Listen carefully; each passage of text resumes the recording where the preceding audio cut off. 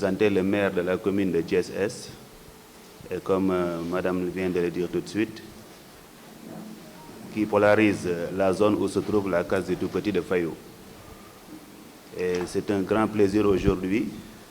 Comme vous l'avez dit, nous sommes en train de fêter la Semaine nationale de l'enfance.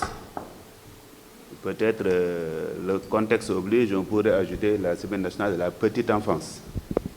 Et c'est l'occasion de rendre hommage peut-être au président de la République, M. Abdoulaye Wade, qui, dans ses thématiques, avait insisté sur l'aspect tout petit, pour que cette frange de la population puisse être, qu'on lui donne une considération particulière. Et depuis la naissance de cette structure, nous avons vu des résultats, ce qui a amené une continuité appliquée par le président Macky Sall, ce qui est à saluer et à encourager. Au niveau de notre structure, la compétence décentralisée fait que les cases des tout-petits dépendent d'une partie des collectivités territoriales et en particulier des mairies. Monsieur le gouverneur, c'est l'occasion de vous souligner qu'il y a un engagement particulier de la commune de Thiès-Est dans le cadre des réhabilitations des cases des tout-petits qui se trouvent dans sa commune. La première réalisation, peut-être que nous allons souligner, à noter, c'est, je ne dirais pas réalisation, mais c'est la réalisation de la case des tout-petits de Cité Senghor, qui a été réalisée par la commune en compagnie d'un partenaire qui s'appelle le RADI, qui a été une nouvelle création qui s'est réalisée pendant cette magistrature. Et aujourd'hui, au moment où je vous parle, deux programmes de réhabilitation de la case des tout-petits de Fayou et de la case des tout-petits de Ersan seront réalisés pendant les fêtes de Noël. C'est les vacances, on attend les vacances de Noël pour que les travaux puissent être réalisés. Alors c'est dans ce cadre juste que je voudrais souligner l'attention que nous avons par rapport à ces structures, saluer tout le monde, prier pour que ces petits-enfants puissent devenir des grands, et des grands qui sont utiles à leur nation. Comme le disait, nous avons tous un sentiment par rapport aux enfants. Comme le disait Victor Hugo, il disait, quand je vois un petit enfant, il m'inspire deux choses. La tendresse de ce qu'il est et le respect de ce qu'il deviendra. Mathéo Finak, en tant qu'adjoint, bi nga xam ne mooy toppatoo lu jëm ci administration pour jiite cérémonie de lancement bi ñu amal ci région wu Thiès ci li ñuy wax semaine nationale de la petite enfance et de la case des tout-petits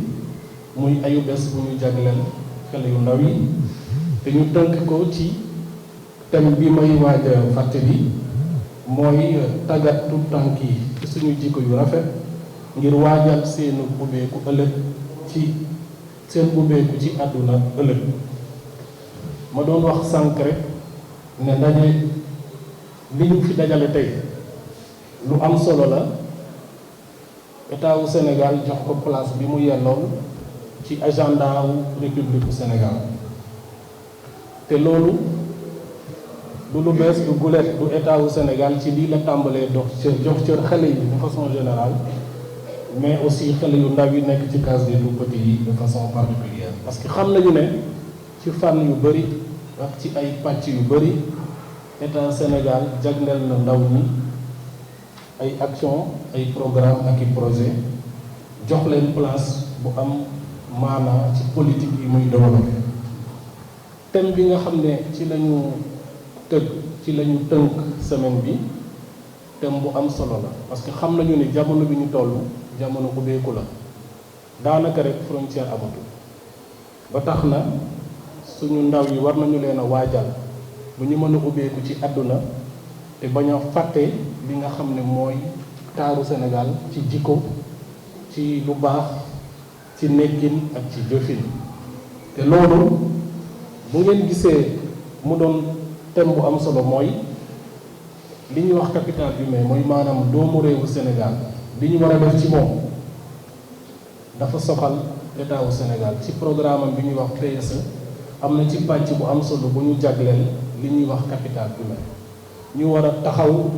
askan wi war a taxaw éducation bu ñu mën a am doomu Sénégal boo xam ne dina mën a amal réewam njëriñ ci wàllu développement te loolu mënuñu ko def bu fekkente ni jaarale wuñu ko ci tuut tànk yi ci ñoom la ñu mën a def gën a saxal ci ñoom gën a dëgëral ci ñoom li nga xam ne mooy jëfin yu rafet yooyu ak nekkin bu rafet bi tax ñu mën a am mën a màgg ci jàmm amal Sénégal njëriñ gërëm leen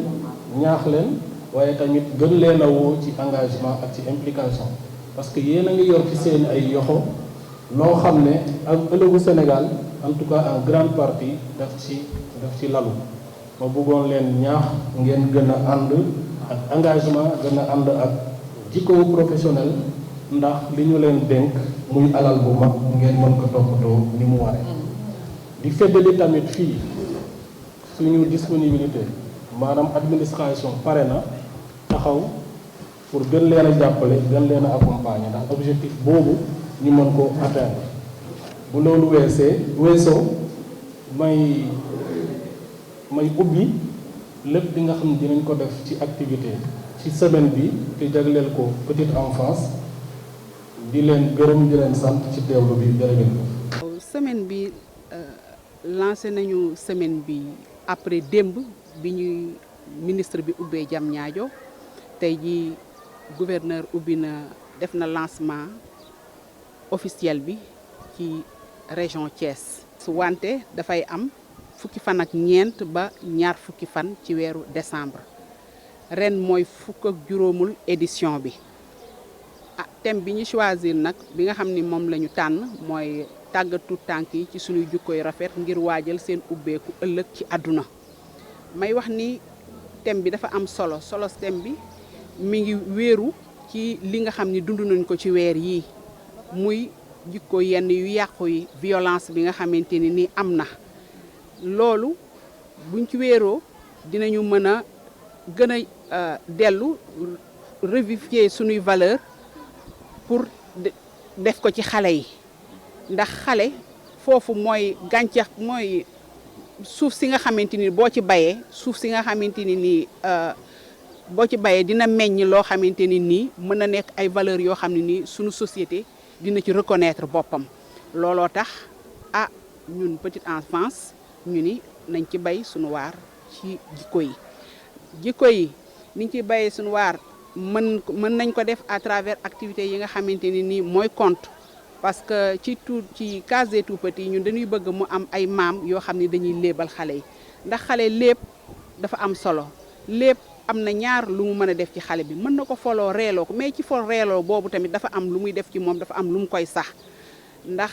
dinañ ci jàngale lu bëri ci lépp yooyu le conte toujours dafay terminer par leçon de morale te leçon de morale bi dafay am enseignement boo xam ni daf koy def ci xale bi ñuy wax ni loolu am na solo ndax suñu Sénégal gii boo demee ci li ñuy wax plan Sénégal émergent loolu dafa bokk ci référentiel bi nga xam ne ni capital humain nit ki solos nit ki ni nga koy def ni nga koy tàggate pour ëllëg ñu mën a xam ban citoyen la ñuy am waaw desitu programme bi du Thiès rek la Mbour ak Tivaouane nag yëpp dañuy vibrer daanaka sax envisagé naa dem Mbour am activité yu ma fa